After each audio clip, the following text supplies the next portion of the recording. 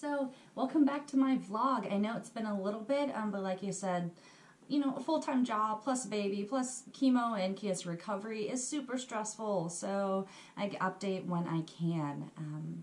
So some of the things that have been going on is that I started exercise classes. So today during my vlog, I'm going to talk to you about PIO. In Northern Virginia, there is an organization called Life with Cancer, and they offer so many things for cancer patients for free, which I absolutely love. And one of the things that I really wanted to get back into was exercising. So you notice that I'm in my athletic leisure clothes. I didn't exercise at all today. It's just extra comfy.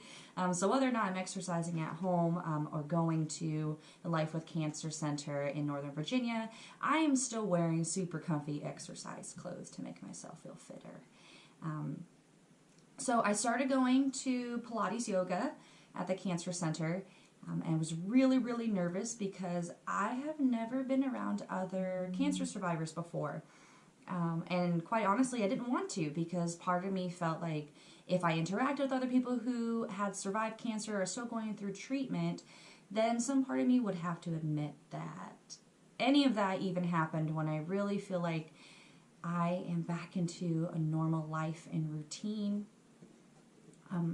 But I pushed myself out of my comfort zone and went. And there are a bunch of classes in the fall where I'd signed up and not gone and completely flaked. But I pushed myself to actually go. It's on Wednesday. So today's Monday, which means Wednesday I'll be going again. I haven't gone the last 2 weeks, mostly because I was sick with a cold. And honestly, it is not responsible if you are sick to be going around someone who has just finished chemo or is going through chemo, because your white blood cell count is very low, meaning that your body can't fight off infection very well, and it can be very dangerous. And I remember when I was going through chemo, everyone was being very careful about catching colds, or they had the sniffles or stuff, and I actually had a little patch on the back of my arm. I tried it once on my stomach. It hurt. On the back of my arm, that after chemo was over, when I got home, would give me an injection to boost my white blood cells so that I can fight off infection. So I didn't go, didn't want to get anybody sick, but I love it. So some of the things that I really, oh, sorry, my face itchy. Some of the things that I really enjoyed was that everyone there was, you know, they're talking about their cancer experience as it's normal. The first time I went, we're kind of standing outside the door, and everyone's talking about who can you tell who's wearing a wig and who's not wearing a wig. And when they finished cancer treatment, and then this young girl comes in. I think we're about the same age. She looks like she's in her like late 20s. I'm not quite sure. I kind of want to ask her Wednesday because I'm nosy. But she came in and started doing exercises. And for most of us, it was her very first time. And this was the first exercise that I had successfully done since finishing chemo last year on March 14th. I had tried to go to Planet Fitness. I had a membership.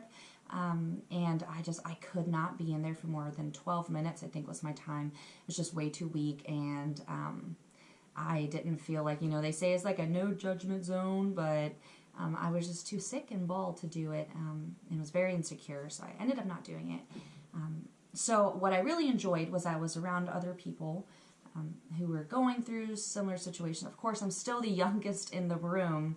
I'm still struggling to find other people who are the same age as me, or that are in their 20s. I don't expect anyone else to have a super extreme story like me, but to find somebody else who, you know, was my age, or, you know, is my age and has gone through similar things. But I was okay with that. Usually I'm the youngest wherever I go. So I kind of, you know, came to terms with that.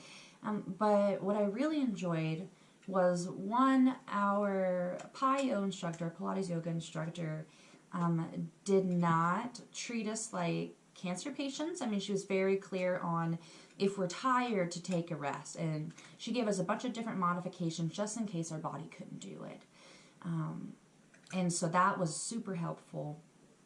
And then the other thing was that she went through most of the things, and most of it was Pilates based, which I really enjoyed. And we were exhausted, And I was thinking the whole time, oh my gosh, this is so much harder than chemo. My body's sweating and my leg is shaking trying to like do these like awkward poses and things like that. And what I noticed was though that everyone, even though they took their own pace, no one complained. No one said that they were too tired or that it was too hard. Because I think all of us knew that there are harder things in life than an exercise class. There are things that are exceptionally hard. And nothing could have been harder than fighting for our life.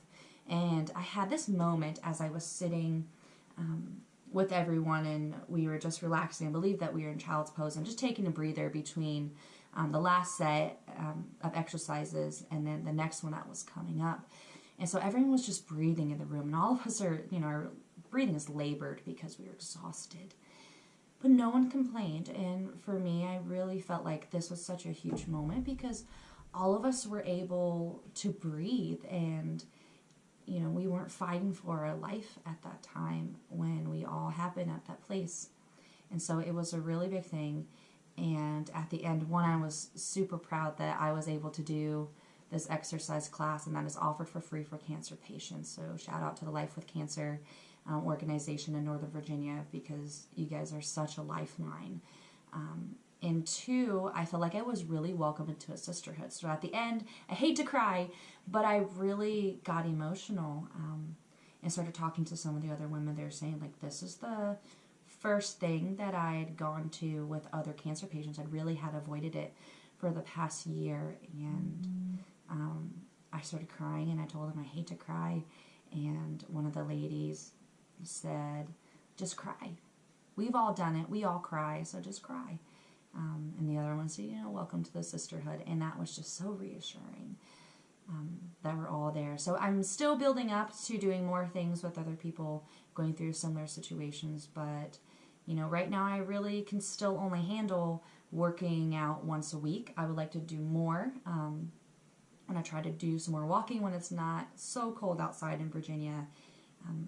But I enjoy those things. And so people who volunteer their time to offer services for free for people who have survived or going through chemo and stuff, I appreciate you. It really, really made a big difference.